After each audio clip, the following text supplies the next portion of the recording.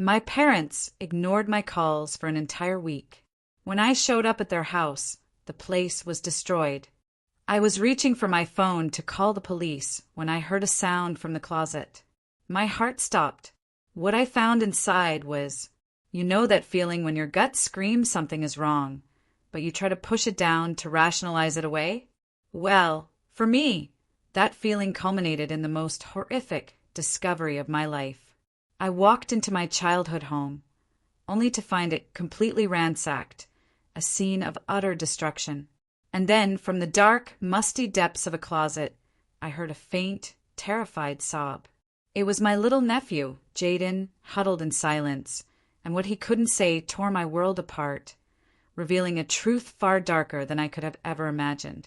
My name is Jackson Palmer. I'm 31 now, living in the constant hum of Las Vegas, managing a small but busy hotel. From the outside, my life looks stable. A good job, a tidy apartment, a schedule packed enough to keep me from overthinking. But if you were to ask me about my family, about my memories of Reno, where I grew up, you'd hear a different story. One filled with cracks, lingering pain, and a love I've always struggled to express. Reno, a small town nestled in Nevada's mountains, was where I was born and raised. My parents, Joseph and Marilyn, were typical townsfolk, hardworking, simple, and the proud owners of a small grocery store. I practically grew up behind that counter, bagging groceries, restocking shelves. It was a modest, weathered place with a faded wooden sign and the comforting scent of fresh bread mingling with the old wood. I loved it, not because it was grand, but because it was my entire world back then. Our home, a 2-story house with an unruly front yard and an old oak tree I'd climb every summer, was just a few blocks away. That's where I learned to tie my shoes, heard my mother's lullabies, and witnessed both my parents' smiles and their tears. But if you think we were a perfectly happy family, you'd be sorely mistaken. Despite moments of warmth, a shadow always loomed over us. A shadow named Dylan, my younger brother. He was 5 years my junior, but from the moment he arrived, he became the undeniable center of our household. My mother called him her golden boy, and with his curly hair and sparkling eyes, Dylan had a smile that could melt anyone. My parents, especially my mom, couldn't resist him. They spoiled him, giving him whatever he wanted. New toys, nice clothes, and most damagingly, immediate forgiveness for every mistake. Meanwhile, as the older son, I was expected to be mature, responsible. Dylan, on the other hand, was allowed to live carefree, as if his missteps were just harmless pranks. I don't blame my parents. I truly believe they loved both of us, just in different, deeply flawed ways. I remember evenings at the store when I stayed behind to clean up, while Dylan was taken out for ice cream by Mom, or the times I got scolded for breaking glass, while Dylan could spill an entire tray of pastries and only get a gentle pat on the head. Those small things, piling up over the years, created a chasm between us. We grew up like parallel lines, living under the same roof but never truly connecting. When I was 18, I left Reno for college in Las Vegas. For the first time, I felt like I could breathe, like I could live for myself. I studied business administration, landed a good job at a hotel, and slowly, painstakingly built a new life. But every time I returned to Reno, I felt a familiar heaviness in the air. Dylan, now a teenager, was changing. The angelic smile of his childhood was replaced by defiance and recklessness. He started skipping school, hanging out with a bad crowd. And then, like an inevitable storm, he fell into gambling. Gambling in Nevada is everywhere, from slot machines in supermarkets to the glitzy casinos of Las Vegas. But for Dylan, it wasn't just a pastime. It was an addiction that consumed him. I remember the first time my mother called me, her voice trembling, telling me Dylan had stolen money from the store's safe to gamble. I drove back that night, only to find my father sitting silently in his armchair and my mother sobbing in the kitchen. Dylan, meanwhile, just shrugged and said, "I'll pay it back. No big deal." But I knew he wouldn't. He never did. The debts kept piling up, pulling Dylan deeper into the abyss. He married a woman named Sutton, and for a fleeting moment, I hoped she might pull him out. But their marriage lasted less than 2 years. Sutton left, leaving Dylan and their young son, Jaden, who was only 3 at the time. Instead of stepping up, Dylan abandoned Jaden, leaving him with my parents while he drifted like a ghost in the wind, showing up occasionally to beg for money, cause trouble, and then disappear again. Jaden, now 6 years old, is the one thing that still brings a bit of light to our fractured family. Every time I visit Reno, I spend time with him, telling him stories or just sitting on the porch, watching cars pass by. Jaden has eyes like Dylan's when he was young, but far more innocent, more pure. He calls me Uncle Jack and hugs me tightly whenever I'm about to leave. But even Jaden couldn't erase the growing distance between me and my parents. Our relationship had been fractured for a long time. It's not that I don't love them, I do deeply, but their favoritism toward Dylan and the burdens they placed on me whenever he messed up had worn me down.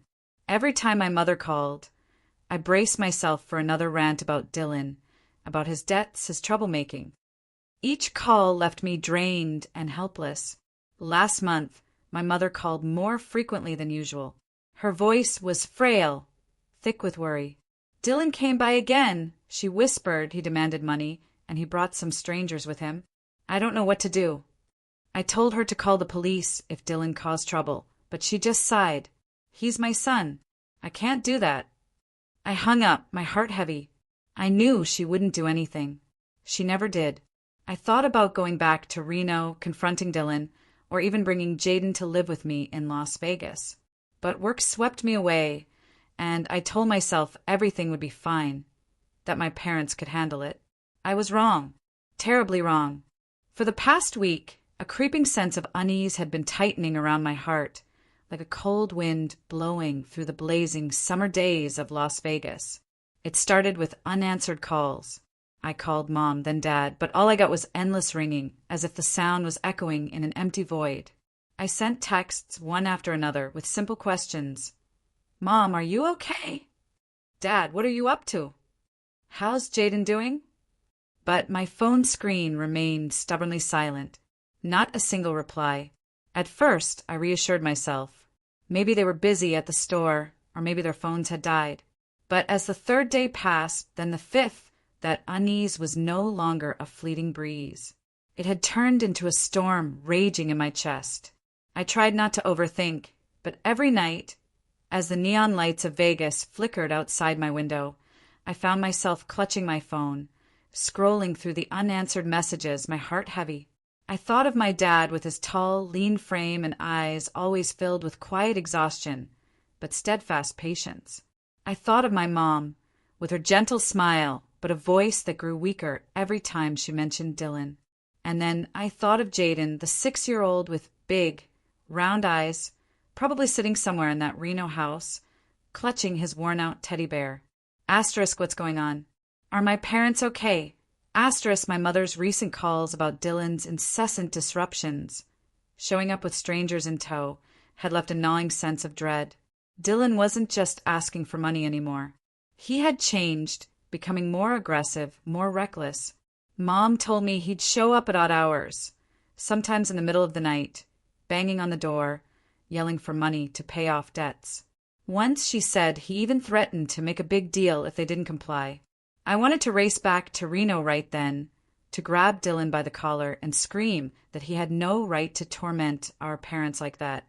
But I held myself back, telling myself I couldn't keep cleaning up my brother's messes forever. I was wrong. My biggest mistake was thinking I could stay on the sidelines, that I could let my parents face the storm named Dylan alone. By the 7th day, with still no response from my parents, a call from an unfamiliar number made my heart pound. It was Mrs. Helen, the neighbor who lived across from my parents' grocery store. Her voice was frantic, laced with worry. Jackson, I need to tell you something. Your parents' store has been closed all week. No one's seen them. I tried calling, but no one picks up.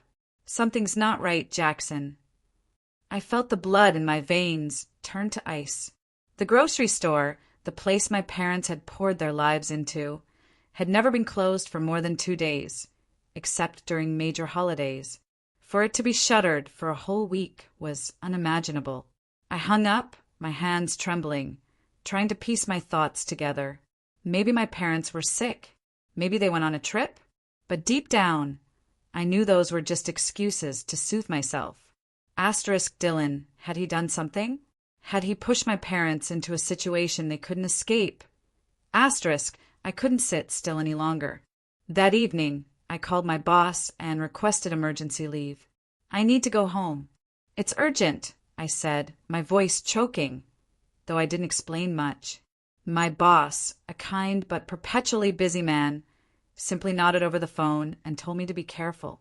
I packed a few clothes, tossed them into a small suitcase, and before leaving my apartment, I glanced out the window, where the Las Vegas lights still twinkled, oblivious to the storm raging inside me. A 7-hour drive from Las Vegas to Reno lay ahead, and I knew this trip wasn't just about finding my parents. It was about facing everything I'd been avoiding for years. As I got into the car, started the engine, and began the journey, childhood memories flooded back, vivid, as if they'd happened yesterday. I remembered afternoons behind the store counter when Dad taught me how to count change, or when Mom slipped a peppermint candy into my hand. I remembered the smell of the old wooden floors, the jingle of the bell when customers walked in, and the times Dylan and I, as kids, played tag between the aisles, laughing until Mom pretended to scold us. But those memories, no matter how warm, couldn't ease the dread suffocating my chest. Every time the car passed through a dark stretch of road, I saw Dylan's image. Not the Dylan from back then, but the Dylan of now, with cold eyes, a harsh voice, and the threats Mom had described. What had happened in that house? Were my parents truly okay? Or was something far worse waiting for me in Reno? With every mile, my fear grew, like a stone weighing heavier on my heart. I turned on the radio, trying to find a song to drown out the silence, but no melody could overpower the whisper in my head. Jackson, you've abandoned them for too long. I pressed the gas pedal, the car speeding toward Reno, toward the house that held both my childhood and my wounds. The 7-hour drive felt like a lifetime. When the town's welcome sign came into view, my chest tightened as if being squeezed. The town looked the same, with its familiar streets and houses peeking out under the moonlight. But something felt off, as if the air carried a warning. I drove straight to my parents' grocery store, a place I always thought would be lit up, filled with laughter. But when I pulled up in front of it, I could hardly believe my eyes. The store was completely shuttered. The wooden sign, Palmer's Grocery, still hung there, but it was faded and tilted, as if it too was weary from witnessing whatever had happened. Through the window I saw only darkness, no light, no sign of life. The shelves I used to neatly stock were now swallowed by shadows. My heart raced, and I had to take deep breaths to keep from panicking. My parents would never close the store for this long. Never. Unless I didn't dare finish the thought. I started the car again and drove toward their house a few blocks away. The familiar road that once led me through carefree summer days now seemed endless. Every street corner, every old oak tree, stirred memories. Dylan and me running around, Mom calling us in for dinner from the porch, Dad reading the newspaper in his armchair. But now those memories only deepened my unease. I didn't want to know what I was about to face. A bad feeling clung to me like a shadow. I couldn't shake it. When I pulled up to the familiar 2-story house, my heart seemed to stop. The house was pitch black, not a single light in the windows, not a sound. The front door was slightly ajar, as if someone had left in a hurry. I stepped out of the car, my legs heavy as lead, each step feeling like it was leading me toward an abyss. I called out, "Dad? Mom? Jaden?" But only the wind answered, cold and lifeless. I pushed the door open and stepped inside, and the sight before me hit like a punch to the chest. The house, once filled with laughter, the smell of Mom's freshly baked cookies and Jaden's babbling stories, was now a wreck. The furniture in the living room was toppled as if swept by a storm. Kitchen cabinet doors hung open, Dishes scattered across the floor, some cups shattered into sharp fragments. A long crack ran across the wall, as if something had been slammed against it. A wooden chair, one Dad had proudly built himself, lay broken with a missing leg. Everything screamed chaos, as if the house had witnessed a battle. I stood there in the living room, feeling the blood in my veins turn to ice. Dad? Mom? I called again, my voice thin, but the thick silence enveloped me like a heavy blanket, pressing down on my chest. I stepped forward, tripping over a spoon lying on the floor. Each step felt like a knife twisting in my heart, because I knew no one would leave the house like this by accident. Not Dad, who always kept everything in order. Not Mom, who polished the floors until they gleamed. And certainly not Jaden, the careful little boy who cherished everything around him. I tried to gather my thoughts, to find a rational explanation. Asterisk, maybe they'd been robbed? Maybe they'd fled in a panic? Or maybe something had happened to them. Something I didn't dare imagine. Asterisk, I shook my head, trying to push the thought away. I needed to find my parents. To find Jaden. I pulled out my phone, ready to call the police. But at that moment, a faint sound came from the end of the hallway, from my parents' bedroom. A shaky, labored breath, mixed with soft, stifled sobs, like a small animal trying to hide. My heart pounded, blood rushing to my ears. I froze, listening, trying to determine if I'd imagined it. But then it came again, clearer, more desperate. I moved toward the bedroom, my legs trembling. The bedroom door was slightly ajar, and as I pushed it open, a musty smell and cold silence hit me.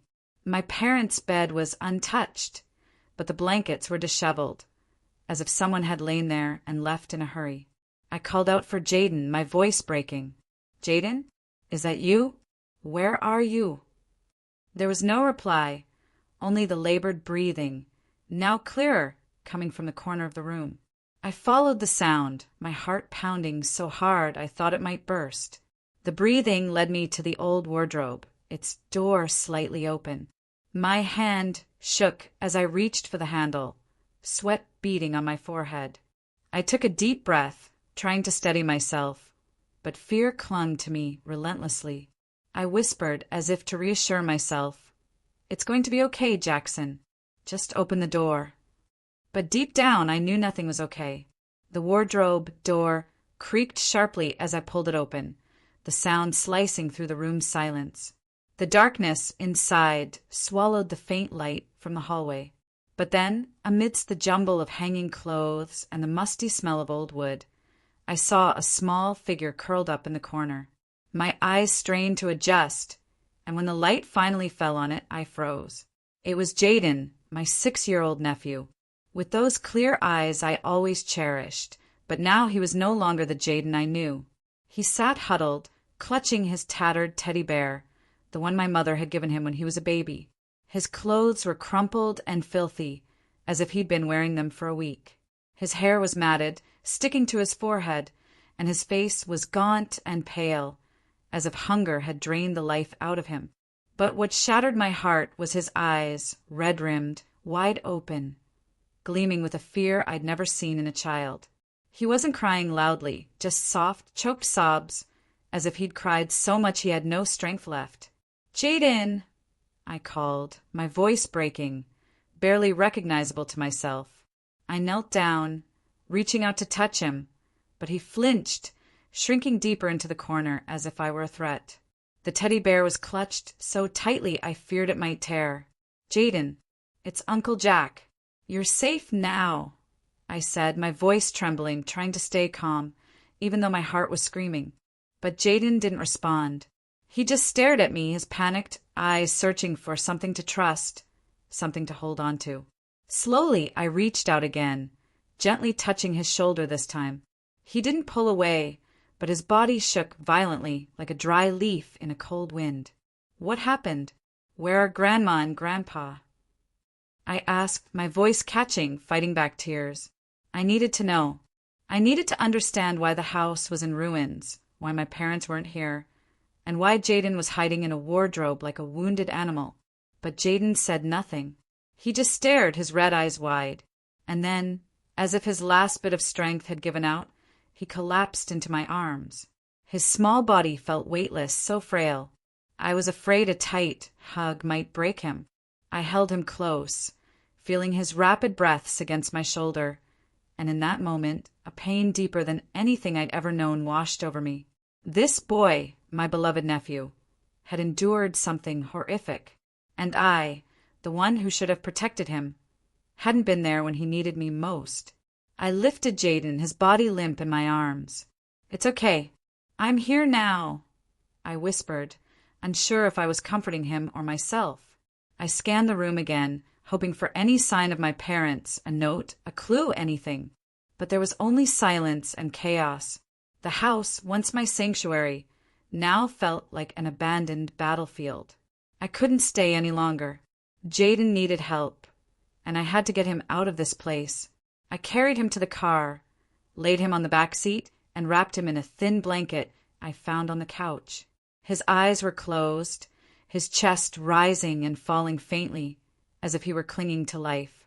I jumped into the driver's seat, started the car, and sped toward the nearest hospital, my heart pounding as if it might burst. The 10-minute drive to the hospital felt like a century. I kept glancing at Jaden in the rear-view mirror, terrified he might slip away completely. "Hang on, buddy," I muttered, my voice breaking. "I won't let anything happen to you." But in my mind, questions swirled like sharp blades.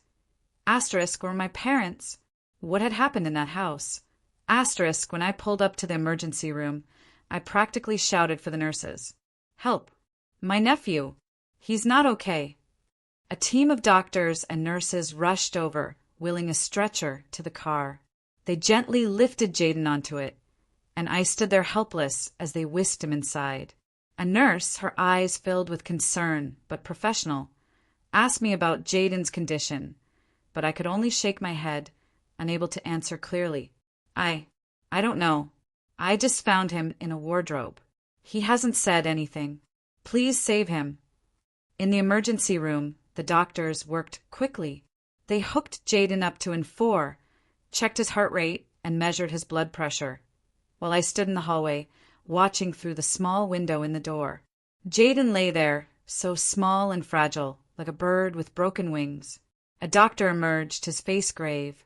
"The boy is severely dehydrated and malnourished, likely from days without food or water," he said. "He's also experiencing significant psychological trauma. We'll keep him here for observation. But can you tell us anything about what happened?" I shook my head, overwhelmed by helplessness.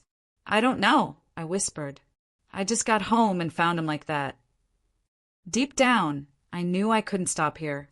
Jaden had survived. But what about my parents? The wrecked house, the signs of violence, the eerie silence. I clenched my fists. Anger and pain surged like a fire. I had to go back to that house. I stood in the hospital hallway, peering through the small window where Jaden lay. He looked heartbreakingly small, with 4 tubes attached to his arm and his face still bearing traces of fear. The doctor said he'd be okay. But okay, in this context, felt like an empty word. I turned away, unable to bear the sight for another second. I had to act. I had to find my parents. I called a friend from the hotel, asking him to cover my work for a few days. "I don't know how long this will take," I said, my voice hollow. He didn't ask questions, just told me to take care of myself and promised to handle everything. I hung up, feeling like I was severing a piece of my normal life in Las Vegas to step into a nightmare with no end in sight. Back in the car, I drove to my parents' house. The Reno night was cold, and the faint moonlight cast an eerie glow on the familiar streets, making them feel alien. When I pulled up to the house, a chill ran down my spine. I stepped inside, careful not to touch anything. The house was as I'd left it. Furniture toppled, dishes shattered, the crack on the wall like a grim reminder of what had happened. I stood in the living room, breathing in the heavy air, searching for any clue, any sign to understand what had happened to my parents. I walked through each room, checking every corner, but avoiding touching anything. I knew if something serious had occurred, the police would need the scene untouched.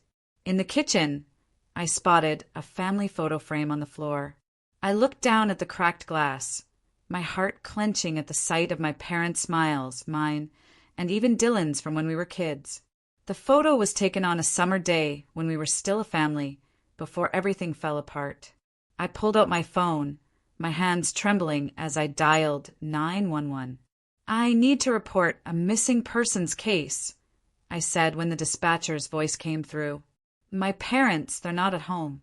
And my nephew, I found him in critical condition. The house, it's been ransacked. Please come. Quickly." My voice choked, each word feeling like it was being wrenched from deep inside my chest. The dispatcher asked basic questions, address, my parents' names, the state of the scene, and I answered mechanically, my mind blank. They told me to wait, that they would be there soon. I sat on the old sofa, trying to stay calm, but my hands wouldn't stop shaking. I scanned the room, desperate for any clue. My dad's jacket hung on the coat rack, but its pockets were empty. In the kitchen, a cold cup of coffee sat on the table, as if Dad had left mid-sip. Everything in the house seemed to tell a story, but I couldn't decipher what it was saying.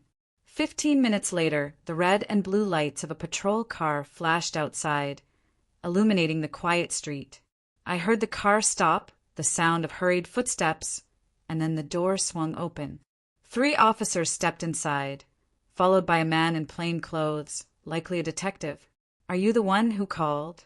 "Jackson Palmer," the man asked, his voice low and steady. I nodded, standing up, trying to keep my voice from trembling. "I'm Detective Matthew. Tell us what you know." I led them inside, showing them the scene. The broken chairs, shattered dishes, the crack on the wall. I told them about not being able to reach my parents for a week, about the neighbor's call, and about finding Jaden in the wardrobe. Each word felt like a stab, but I forced myself to keep going. Matthew took notes carefully, his eyes sharp but non-judgmental. "We'll look into everything," he said, "but first we need to secure the scene." The officers began cordoning off the house with yellow tape, keeping anyone from getting too close. I stood on the porch, watching as neighbors started to gather, their eyes a mix of curiosity and concern. Whispers floated through the crowd, and I caught fragments of their conversations. "I heard arguing last week," an elderly woman, Mrs. Carter, told an officer. "Loud shouting from inside the house. I thought it was Joseph and Marilyn arguing with someone." Another man, Mr. Thompson, chimed in. "I saw Dylan around here a few times. He was with some rough-looking guys. Once I saw them standing outside the store, like they were watching something." Each word hit me like a hammer to the chest. I was both furious and desperate. Dylan. His name kept coming up like a refrain in a tragic song. I wanted to scream, to demand answers from every neighbor about what they'd seen or heard. But I knew I had to stay calm. The police needed me clear-headed, and Jaden needed me strong. Still, deep inside, a fear was growing like a snarling beast. If Dylan was involved, if he had done something to my parents, I didn't know how I'd face that truth. Matthew called me over, asking more questions about Dylan, where he usually went, his habits, anything that could help. I told him everything I knew, though each word felt like rubbing salt in a wound. "He's addicted to gambling," I said. "He shows up to ask for money. Mom, she always forgave him, no matter how much he hurt her." Matthew nodded, his eyes fixed on his notebook. "We'll start looking into this angle," he said, "but you should prepare yourself. This might not be a simple missing persons case." His words sent a shiver through me. I wanted to believe my parents were okay, that they'd just gone somewhere, that this was all a misunderstanding. But deep down, I knew the truth was waiting, and it wouldn't be easy. I turned away, heading back to the hospital where Jaden was. I needed to be with him. I hurried into the hospital, heading straight to Jaden's bedside. The doctors had been treating him with 4 fluids for hours, and now he looked slightly better. His skin was no longer deathly pale as when I found him, but his eyes still carried a haunting shadow I couldn't forget. I stood by the bed, watching him, my heart feeling like it was being crushed. "It's Uncle Jack," I whispered, gently touching his hand. "You're okay now." Jaden opened his eyes, those big, round, red-rimmed eyes, locking onto mine. Then, as if a dam of fear had broken, he burst into wrenching sobs. His cries were raw, desperate, as if he'd been holding them in for too long. He reached out with his small hands, clinging to me, his fingers gripping my shirt as if afraid I'd vanish. "Uncle Jax, don't go," he whispered, his voice trembling and faint, so fragile. I had to fight not to break down with him. I pulled him into my arms, feeling his tiny body tremble against me. "I'm right here, Jaden. I'm not going anywhere," I said, my voice catching. But deep down, I knew I was making a promise I wasn't sure I could keep. A doctor came in to check on Jaden. "He's more stable now," she said, her tone gentle but serious. "But he suffered severe psychological trauma. We need time to assess him further, and it's best not to pressure him right now." I nodded, but my mind was swirling with questions. Jaden knew something. He'd been in that house, had seen something. And though I didn't want to push him, I needed the truth. Detective Matthew arrived at the hospital shortly after, accompanied by a female officer whose eyes were kind but cautious. They asked me a few brief questions about Jaden's condition, then requested to speak with him. "We'll be as gentle as possible," Matthew said. "I know it's not the best time, but anything the boy can tell us might help find your parents." I looked at Jaden, still clinging to me, and felt like I was standing at a dangerous crossroads. I didn't want him to relive whatever had happened, but I also knew it was the only way to find my parents. "Jaden," I said, kneeling by the bed, keeping my voice as soft as possible, "can you help Uncle Jack a little? These people are police officers, and they want to find Grandma and Grandpa. Can you tell us what happened?" Jaden shook his head frantically, his eyes wide with fear. He clutched his teddy bear tightly, as if it were his last shield. "No, I don't want to," he whispered, his voice quivering. I hugged him, letting him rest his head on my shoulder. "I'm right here, Jaden. You don't have to be scared. Just tell us what you remember." "Okay. I won't let anyone hurt you." I could feel his rapid breathing, and in that moment, I wanted nothing more than to take him away from all this pain. But I couldn't. I needed the truth, no matter how brutal.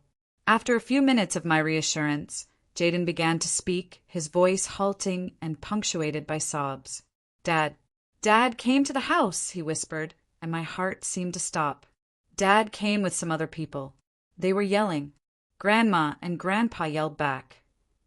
Jaden paused, his eyes wide as if reliving the moment. I held his hand, trying to keep my voice steady. "Go on, buddy. What did they do?" Jaden trembled, tears streaming down his cheeks. "Dad, he was really mad. He shouted, told Grandma and Grandpa to give him money, but they wouldn't. Then there was a loud crash. Things broke." He stopped, clutching the teddy bear, his body shaking violently. I was scared. I ran to the wardrobe. I hid. His voice faded as if sinking into a memory too heavy to bear. I heard Grandma and Grandpa cry out. Then everything went quiet. I felt the blood in my veins turn to ice. I held Jaden tightly, fighting back tears. But inside, a storm was raging. Dylan. He was there. He fought with our parents, and the sounds Jaden heard. I didn't dare think further. Matthew and the female officer took notes quickly, their expressions hardening. "Do you remember anything about the people with your dad?" the officer asked, her voice gentle but careful. Jaden shook his head, tears spilling again. "I don't know. They were tall. They were scary, covered in tattoos." He broke into wrenching sobs, clinging to me, and I knew he couldn't say more. I signaled to Matthew, and he nodded, standing up. "Thank you, Jaden," he said. "You're a brave boy. We have enough to start the investigation, and Dylan will be our primary suspect." The doctor stepped in, gently asking everyone to leave so Jaden could rest. "The boy needs time," she said. "He's been through too much." I nodded, but inside I wanted to scream. Asterisk Dylan, my brother, what had he done? What had he dragged our parents into? And Jaden, an innocent child, had witnessed it all. Asterisk, I sat by Jaden's bed, holding his hand until he fell asleep, his breathing finally steady. But I couldn't rest. Jaden's words were like a sharp puzzle piece, confirming my worst fear.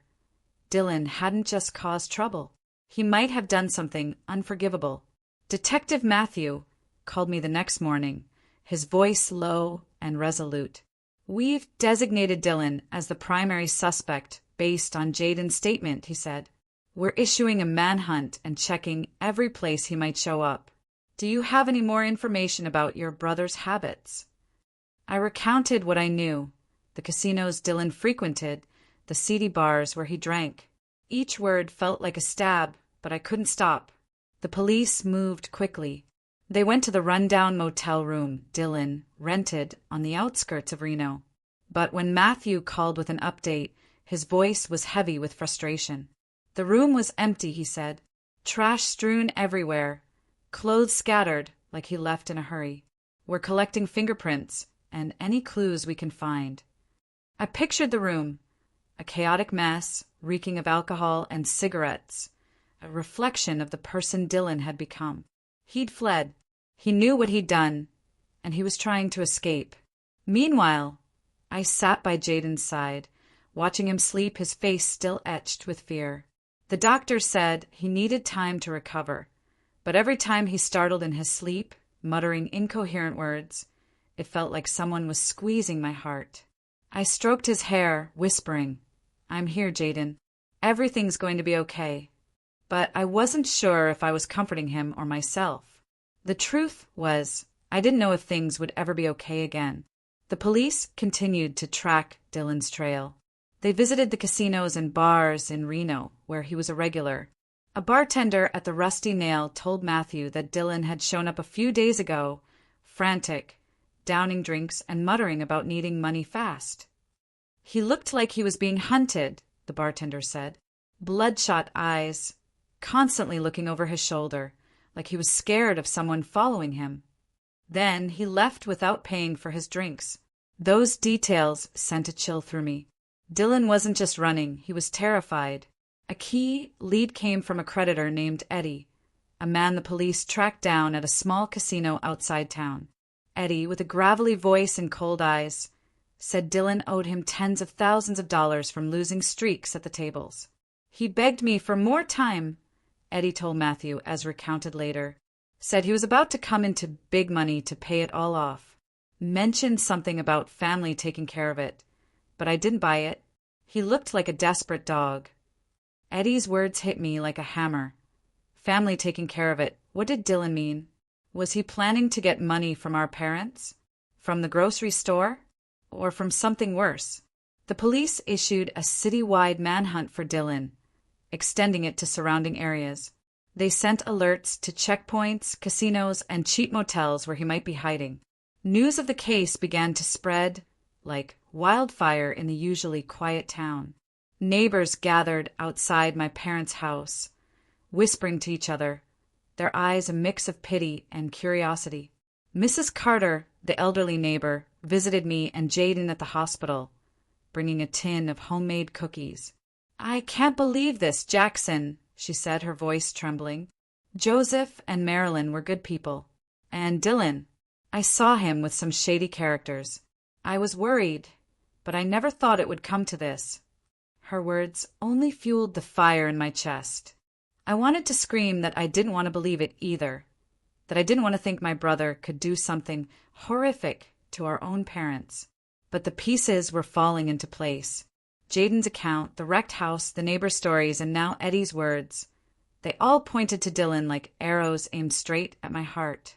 I sat by Jaden, holding his hand, feeling his small, cold fingers in my palm.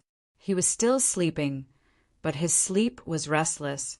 Occasionally he mumbled words like, "Dad, don't," or "I'm scared." Each whisper cut into me like a blade. I thought about the years Dylan was coddled, defended by Mom, forgiven by Dad. I thought about the times I tried to pull him out of his messes, only for him to smirk and say, "Worry about yourself, Jax. I know how to live my life." Now his way of living had led to this: a destroyed home, a traumatized child, and our parents missing. I looked out the hospital window at the moonlight illuminating Reno's rooftops. Somewhere out there, Dylan was hiding, carrying secrets I both yearned and dreaded to uncover.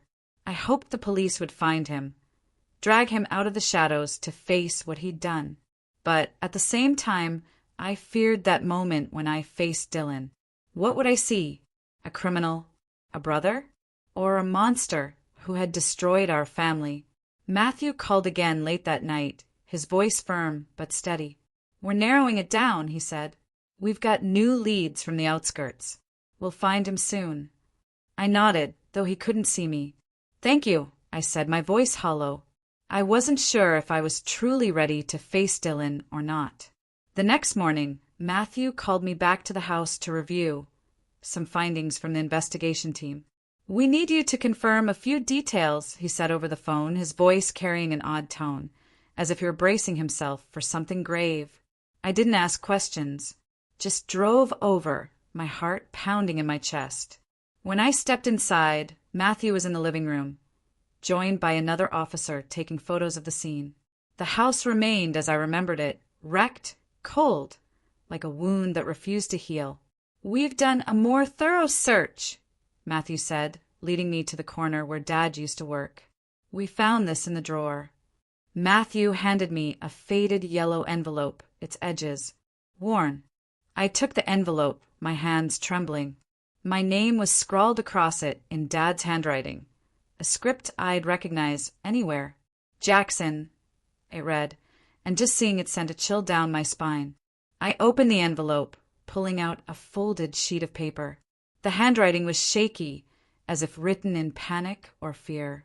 I took a deep breath, trying to steel myself, but nothing could prepare me for what I was about to read. "Jackson, our son," the letter began. "If you're reading this, things have probably gone too far. We're sorry for everything. We were wrong. So very wrong to let Dylan become what he is. We loved him, but we spoiled him too much, letting him grow into a selfish, broken man. We tried to fix it, but it might be too late." I stopped, feeling like I couldn't breathe. The words cut like a sharp, unrelenting knife. I knew my parents had always defended Dylan, forgiven his mistakes, but hearing them admit it in their own handwriting filled me with both pain and anger. I forced myself to read on, each line slicing deeper. "Dylan has changed, Jackson. He's no longer the boy we knew. Lately, he's been coming to the house, often demanding money, threatening us. He talked about selling the grocery store, saying it was the only way to settle his debts. We refused, but he wouldn't stop. He brought strangers, men with cold eyes. We've been living in fear, Jackson. We're afraid of the day things go too far." Tears welled up, blurring the words. I thought I was prepared, but no, there was no way to brace for this. My parents had lived in fear, threatened by their own son, and they chose to keep it from me. A wave of anger surged at Dylan, at myself, and even at my parents for letting it come to this. The letter continued, Dad's handwriting growing heavier, as if he knew time was running out. "We didn't want to drag you into this, Jackson. You've done so much for this family, carried so much. We didn't want you to face Dylan, didn't want you caught up in this. But if you're reading this, we're probably gone. Take care of Jaden. He's innocent. And please forgive us if you can." I folded the letter, unable to read further. Tears fell hot on my cheeks, but I didn't wipe them away. The words felt like a final testament, as if my parents knew a tragic end was coming. They'd been pushed to the edge by their own son, and they'd chosen to protect me no matter the cost. I gripped the letter, feeling it burn in my hand.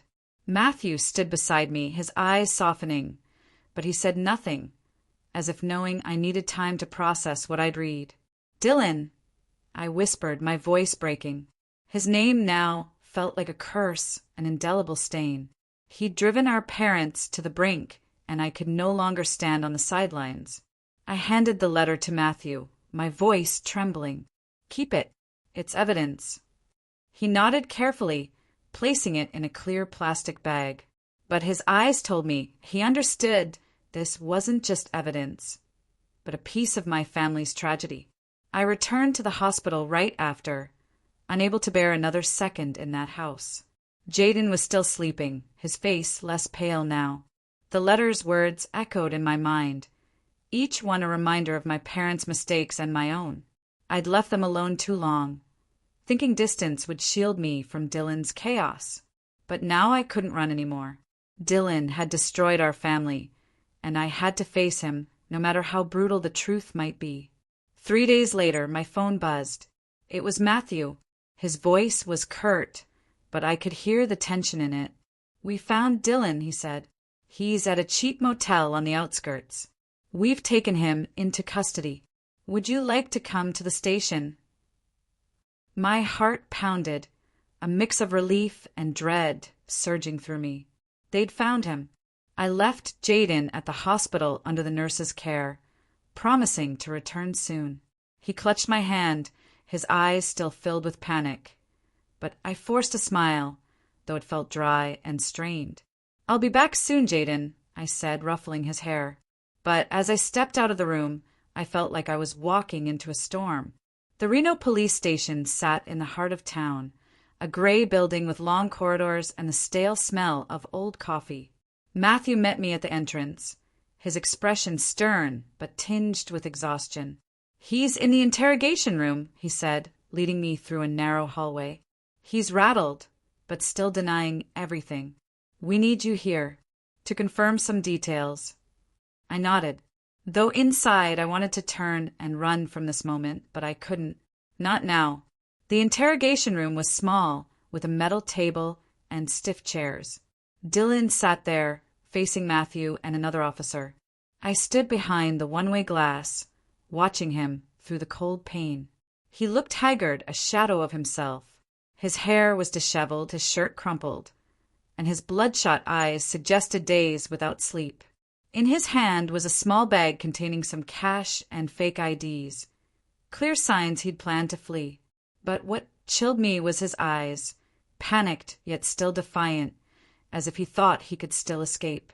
Matthew began the interrogation, his voice calm but sharp. "Dylan, we know you were at your parents' house last week. We have statements from your son, from neighbors, and from a creditor. What did you do?" Dylan kept his head down, his hands clasped tightly, but his mouth stayed, stubbornly shut. "I just went to ask for money," he said, his voice weak. "We argued, sure, but then I left. I didn't do anything." I clenched my fists, my nails digging into my palms until they stung. He was lying. I knew it. Matthew knew it, and the room itself seemed to know it. Matthew didn't flinch. He placed a stack of documents on the table, including my parents' letter and photos of the wrecked house. "You sure about that, Dylan?" he asked, his voice cold as steel. "Jaden said you came with some men, you fought with your parents, and he heard things breaking, loud crashes. How do you explain that?" Dylan shifted in his seat, his eyes darting away. "The kid's making it up," he muttered, but his voice trembled as if he knew he was losing ground. And Matthew pressed on, his tone growing sharper. "We also have a statement from Eddie, your creditor. He said you promised big money to pay off your debts. Where was that money coming from, Dylan? Your parents' store? Their house?" I stood behind the glass, feeling the ground crumble beneath me. Each of Matthew's words was a puzzle piece forming a horrifying picture. Dylan bowed his head, silent, but I could see his shoulders trembling. He was breaking, and I both wanted to scream at him and run from what I was about to hear. Suddenly, Matthew's phone buzzed. He answered, his calm demeanor instantly replaced by a grave silence as he nodded a few times, then hung up. Matthew stood, his voice dropping, each word heavy like a hammer strike. "Dylan, I just got a call. The crime scene team found the bodies of Joseph and Marilyn Palmer in a vacant lot not far from their house. Both were brutally attacked. Evidence at the scene matches what we found in the house and Jayden's statement. Do you have anything left to deny? I felt the world stop. Asterisk bodies. My parents. Asterisk, I gripped the chair's edge, my head spinning. Their letter, with its trembling words, now became an unbearable truth. I wanted to scream, to shatter the glass and grab Dylan, but I couldn't move. I just stood there, frozen, tears streaming down my face without me noticing. Dylan looked up, his face pale as death. No, it wasn't, he stammered, but his voice faltered as if he didn't believe his own lie. Matthew didn't give him a chance. He slid photos of the crime scene across the table on his phone. Images I knew I couldn't bear to see, but I knew they were real. Anything else to say, Dylan? Matthew asked, his voice now a razor's edge. Dylan broke down, his sobs echoing in the small room. He buried his face in his hands, shoulders shaking. And then, as if his last strength had drained away, he confessed. I didn't mean to, he said, his voice breaking. I just wanted money. I needed it to pay my debts, but they wouldn't give it to me. They yelled, called me a disgrace. I lost control. I hit them. I didn't know what I was doing until they were lying there not moving. I felt my heart tear apart. Dylan, my brother, once Mom's golden boy, had beaten our parents to death. He continued, his voice trembling as if trying to justify his crime. I panicked. I called some guys from the casino. We buried them in the lot. I thought if no one knew, I could sell the store, the house, pay off my debts, and start over. The room was stunned. Matthew kept his face stoic, but I saw his hand tighten around his pen. The officer beside him shook her head, as if unable to believe it, and I just stood there, staring at Dylan through the glass. He was no longer my brother. He was the monster who killed our parents, left Jayden in terror, and destroyed everything our family had. I turned away, unable to look any longer. Tears streamed down my face, but I didn't wipe them. Rage and grief burned together in me, an unquenchable fire. I wanted to scream at Dylan, to demand why he could do this to our own family, but I knew no answer would ease this pain. Matthew stepped out, placing a hand on my shoulder. I'm so sorry, Jackson, he said, his voice softer now. We'll bring him to justice, and you should prepare to identify your parents' bodies at the morgue. I nodded faintly, my heart empty. I didn't know how to face this loss. My parents were gone, and Dylan, the brother I once knew, had taken them from me. Dylan's trial took place just a few weeks later. I didn't attend. I couldn't face his face, couldn't hear his horrific confession again. Matthew updated me over the phone, his voice steady, but laced with empathy. Dylan was sentenced to life in prison without parole. He would spend the rest of his days behind bars, paying for the crime he committed. But that sentence didn't bring my parents back, didn't erase the painful memories Jayden carried, and didn't mend the cracks in my heart. I arranged my parents' funeral on a quiet afternoon in Reno. The small church our family used to attend on weekends was filled with people, neighbors, friends, and regular customers from the grocery store. They came to pay their respects, bringing white chrysanthemums and heartfelt condolences. Mrs. Carter, the elderly neighbor, held my hand, tears streaming down her cheeks. Joseph and Marilyn were good people, Jackson, she said. They didn't deserve this. I could only nod, unable to speak, afraid that if I opened my mouth, I'd break down. The funeral was somber, with only the sound of the wind rustling through the oak trees in the cemetery and the murmur of prayers. I stood before their graves, feeling like the world had collapsed, but I forced myself to be strong for Jayden. After the funeral, I took Jayden to live with me. Before my parents' graves, I knelt, placing my hand on the cold headstones, and whispered, I promise to take care of Jayden like my own son. I won't let him suffer any more. The wind blew, carrying a strange sense, as if my parents were listening, smiling from somewhere far away. I took Jayden's hand, leading him away from the cemetery, and in that moment, I knew this was a promise I would keep at all costs. The first days in Las Vegas weren't easy. Jaden was still haunted by what had happened. He woke up crying every night, calling for his grandparents. I held him close, singing the lullabies Mom used to sing, though my voice cracked with tears. "I'm here, Jaden," I whispered. "I won't leave you alone."